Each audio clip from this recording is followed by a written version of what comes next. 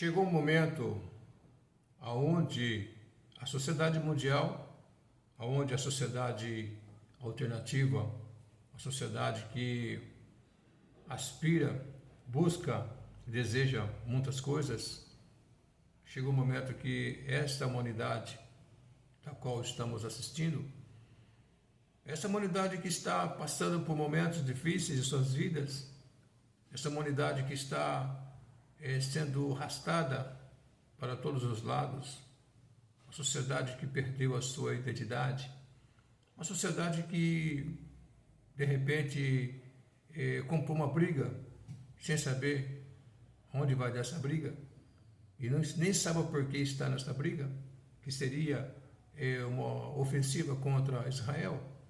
E ao mesmo tempo, esses países que estão decretando a sua falência espiritual, porque é perceptível, porque quando você observa a questão de Israel, por mais que Israel é um país que não tem, no momento presente, qualquer resquício de um país realmente que é um país do povo de Deus, porque está em guerra. A guerra simplesmente ela mostra um lado muito mais pesado do que o lado muito mais humano, muito mais de derramar sangue, de mais ofensiva, de muita agressividade, destruição, do que mostrar o lado espiritual de uma nação. Mas essa nação de Israel é o povo de Deus. Mas essas nações em si, todas elas também têm seus percalços, têm suas derrotas, têm seus fracassos, estão tendo suas quedas de princípios e valores morais, éticos, sociais, e principalmente aquele que poderia dar a ela um norte bem melhor, que seria o lado espiritual dela, que ela abriu mão, ela rejeitou, ela está rejeitando literalmente Deus em sua vida. Quando aquele filósofo russo, ele disse, Friedrich Nietzsche, ele disse que Deus estava morto, e um filósofo da geração pós-moderna, e aquilo foi tido como uma máxima, e muitos filósofos, muitos pensadores, muitos teólogos, muitos reformadores de nações abraçaram aquela causa e trouxeram como bandeira, dizendo, verdadeiramente falando, Deus está morto, Deus não existe. E se Deus não existe, então não temos que adorar um Deus que está morto, não temos que reverenciar um Deus que está morto, não temos que caminhar com um Deus que está morto, porque ele está morto, porque a grande máxima de Friedrich Nietzsche falou realmente que Deus estava morto, e ficou como uma história marcada, e hoje é perceptível isso aí. Então, quando o apóstolo Paulo fala uma palavra, na sua palavra, a respeito do comportamento que está acontecendo hoje com a sociedade mundial, só que tem a contrapartida, só que tem a fatura para chegar, só que tem a conta a pagar. É isso que a sociedade mundial não está percebendo, não está querendo perceber, não está querendo entender. Porque é muito fácil você rejeitar uma pessoa que você não conhece. É muito fácil desprezar uma pessoa que você não conhece, que eu não conheço. É muito fácil humilhar, desprezar uma pessoa à distância. É muito fácil humilhar e apagar da sua vida uma pessoa que você nunca conheceu. Neste momento, as pessoas não conhecem Deus. A sociedade está mostrando claramente que não conhece Deus, o seu Criador, o seu Deus, o seu tudo, o seu abençoador, a sua prosperidade, tudo que ele tem. Olha para si, olha para você, vê se você consegue fazer o que você faz por você mesmo. Você é autoexistente?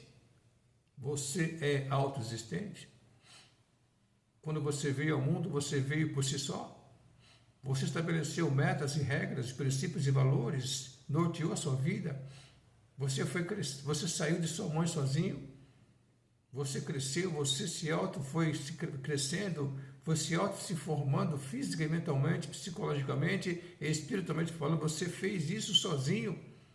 E você é o que é hoje porque você fez isso sozinho, sem um poder maior, um poder criador, um poder transformador na sua vida. Então se você conseguiu fazer isso de fato, então você é Deus, você é uma deusa. Então você tem razão de dizer: o Deus eterno, Criador dos céus e da terra, está morto. Ponto final. Mas por que você faz isso?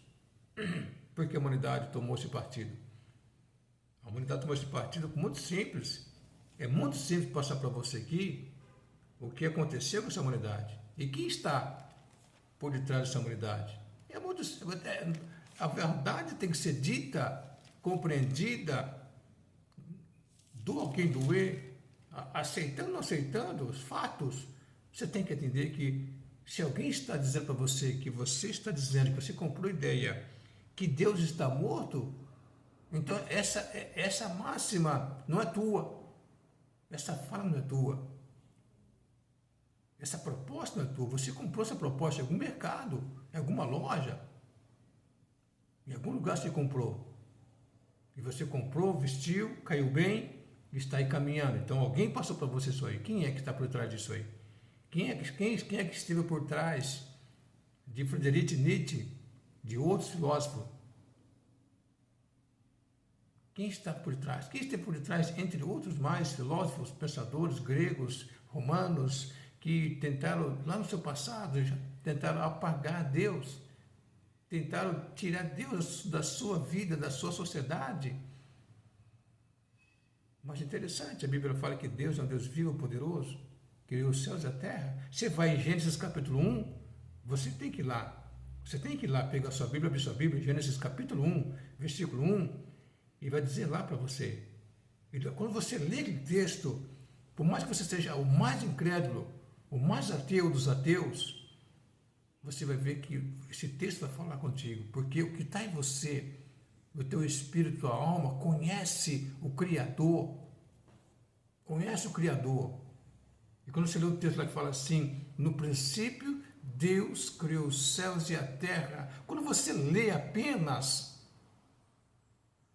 você sendo o ateu dos ateus, o mais poderoso, o mais forte, a maior ateia da história da humanidade, você lê esse texto, o teu espírito, a tua alma vai regalar o olho e algo vai mexer em você. Quando você lê esse texto, no princípio, Deus criou os céus e a terra. Quando você ouvir a palavra Deus criou os céus e a terra, ali está englobado, está incluso você e todo o universo. Mas Deus não vai querer que você tire essa máscara da hipocrisia, essa máscara do erro, do engano, porque no momento você está forte, está grande na sua ignorância. Mas quem está por trás dessa tua incredulidade, desse ateísmo, dessa bravata contra Deus, com cantigas e músicas, paródias, com sinfonias, dizendo que Deus não existe, com grandes temas, grandes literaturas, que rasgou séculos e séculos. Mas quem está por trás? Vou mostrar para você quem está por trás. Quem é o articulador? Quem é o manipulador? Quem é o sustentador dessa teoria do ateísmo que já foi vencido na cruz do Calvário? Que já foi vencido por Jesus na cruz do Calvário? Quem é esse não? Vou mostrar para você. Então, você vai lá um dia ler em 2 Coríntios, no Novo Testamento, 2 Coríntios, capítulo 3, você vai ler lá para mim, então, capítulo 4, você vai ler lá, onde Paulo fala sobre um assunto muito importante. 2 Coríntios, capítulo 4, ele vai dizer aqui assim, então, a respeito de um assunto que você vai ficar boquiaberto e vai entender melhor a palavra de Deus. Se você for uma pessoa sensível, você vai começar a ter impacto aqui de quem está articulando. O texto fala assim, então. O apóstolo Paulo fala sobre o evangelho, as boas novas, a palavra de Deus, poder de Deus. O evangelho que seria as boas novas. As boas novas é Jesus. As boas novas é Jesus, as boas novas é a cruz de Cristo, as boas novas é a morte de Cristo, as boas novas é o sangue derramado por Cristo na cruz do Calvário, por você, por mim, por nós. As boas novas é o derrubar de todo o sofisma, de toda a dissimulação, a mentira, a falsidade, o engano de Satanás. As boas novas é abrir teus olhos para a verdade e dar a você um norte espiritual. Mas só que essas boas novas, por um momento, na sua vida, está oculto por esse ser aqui. Então Paulo fala assim sobre o Evangelho. Isso há 2.000 anos atrás, e esse texto tem peso hoje, na sociedade mundial. Pós-moderna, alternativa, cheio de viés, cheio de ideologias. Então fala assim, mas se ainda o nosso Evangelho, as boas novas, está encoberto, está oculto, está fechado, apagado aos olhos, coração, entendimento da humanidade, ele fala assim, para os que se perdem, está encoberto. Se o nosso Evangelho está encoberto, para os que se perdem, está encoberto. Se perder aqui, uma pessoa que perde uma luta, uma concorrência, uma disputa, perde. Alguém ganha, alguém perde no mundo atual. Mas aqui ele está dizendo que alguém está perdendo aqui, porque o Evangelho, a graça de Deus, Jesus Cristo, não está entrando no seu coração. Então, para essa pessoa, está perdida. Que seria a perda aqui? É condenação eterna. É longe de Deus eternamente. Isso é fato importante entender. Então ele fala aqui, então se o nosso Evangelho está encoberto, parece que se perdem, está encoberto. Ele fala então, nos quais nas tais pessoas, que é perceptível ver a humanidade hoje, orientada, guiada, manipulada, títere, fantoche por esse ser. Então ele fala assim, nos quais, nessas pessoas, grandes e pequenos, ricos e pobres, poderosos, de todas as nações, línguas, ele fala, o Deus desse século cegou os entendimentos dessas pessoas que são incrédulas, são ateístas, funcionais, são ateístas de plantões. Mas porque eles estão assim? Porque esse ser, Satanás, cegou o entendimento deles, cegou os olhos do entendimento deles, eles não há compreensão. Tá certo? Cegou o entendimento deles, não há entendimento. O apóstolo Paulo falou para o seu tempo que, quando falava, ele pregou para os gregos, a cruz de Cristo era loucura para os gregos, porque eles não podiam admitir que um ser que foi na cruz, morreu, ressuscitou, foi para os céus, porque eles criam em deuses eternos. Só que o Deus deles, dos gregos, é um Deus totalmente lascivo, prostituto, homossexual, sujo, nojento, promíscuo, que trazia destruição social, ética, moral e espiritual para os povos que estavam sob o domínio da cultura grega. E para os judeus era escândalo, porque os judeus não podiam admitir que Jesus Cristo, que entrou em Jerusalém em cima do burrico, todo sujo, cheio de pó, sandalhão, cabelo todo sujo ali, e o povo dizendo, Hosana, bendito que vem em nome de Jesus, o Rei da Glória está chegando, rei, em cima do burrico, sujo, cheio de pó, perante os soldados romanos, generais romanos, oficiais romanos com cavalos brancos grandes, umas fardas bonitas. Era um contraste totalmente, mas isso é verdade. Então foi loucura para os gregos, escândalo para os judeus, e aqui Paulo fala para os tais hoje, essa humanidade que está hoje, então Satanás cegou o entendimento dos incrédulos, para que não resplandeça a luz do Evangelho da glória de Cristo, que é a imagem de Deus. Então, Friedrich Nietzsche, entre outros, lá atrás, Platão, Aristóteles, entre outros mais gregos, romanos, entre outros mais intelectuais, uma sociedade intelectual, passada, presente, Então, quem está por detrás de você, te cegando o entendimento, a compreensão, a clareza que Jesus Cristo é o Senhor, é Satanás, o diabo, ele fala aqui, o Deus desse século. O Deus desse século, o príncipe das trevas que está por detrás de você, que não conhece Jesus ainda, está rejeitando Jesus. Então, é muito importante você compreender aqui que você pode vir para Jesus, você pode abraçar uma fé no Senhor Jesus, você pode viver uma fé no Senhor Jesus e adquirir a vida eterna em Cristo Jesus. Você pode, porque o apóstolo Paulo fala em outro lugar que fala assim, para terminar para você, ele fala que porque a graça de Deus é Jesus, a graça de Deus, Jesus, se é manifestado trazendo salvação a todos os homens.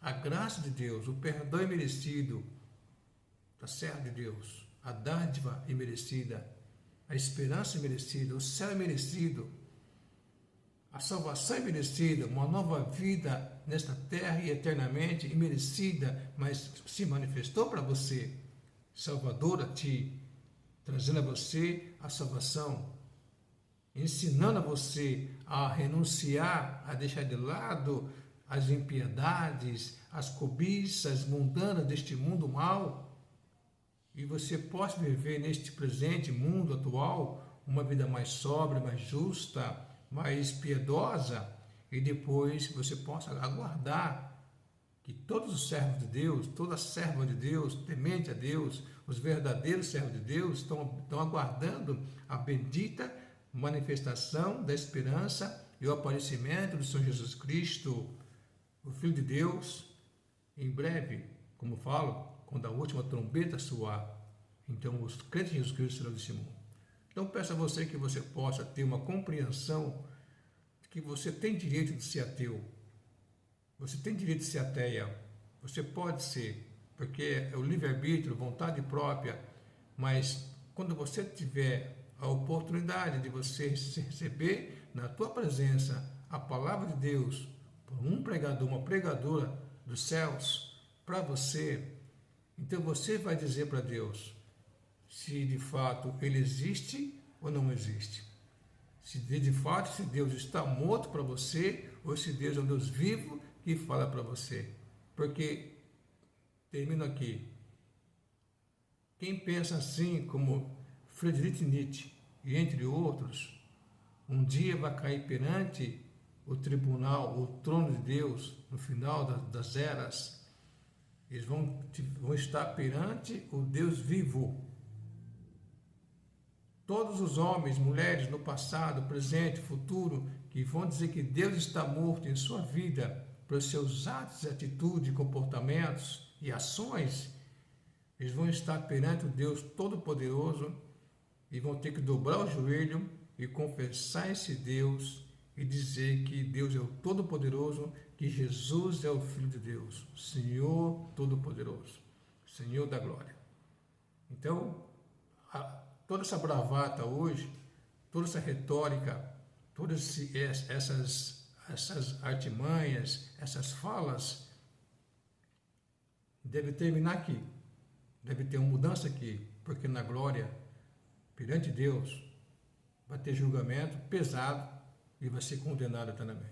Mas que você seja contigo mesmo, sensato, e que Deus possa te abençoar, te iluminar e trazer a você o arrependimento para que a salvação de Jesus venha acontecer para você.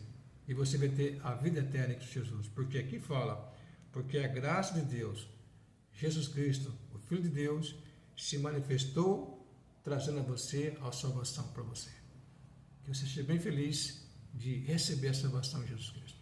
Que Deus te abençoe, que Deus te guarde e faça essa escolha. Venha para Jesus.